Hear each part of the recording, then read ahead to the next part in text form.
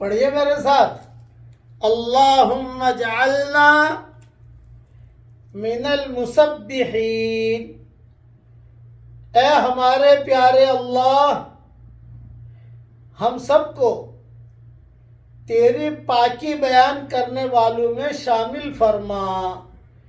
علماء نے لکھا ہے کہ جو بھی آدمی اللہ کی پاکی بیان کرے گا وہ اللہ کے عذاب سے بچے گا۔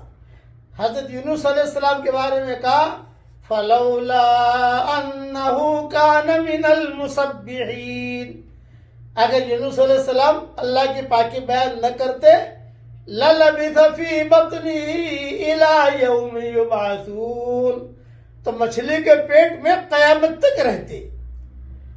ایک اللہ کی پاکی بیان کرنا ہے، تسبیح، تحمید، تحلیل، تکبیر، ان سب میں کیا کیا فرق ہے یہ کبھی انشاءاللہ سمجھا دوں گا آپ کو۔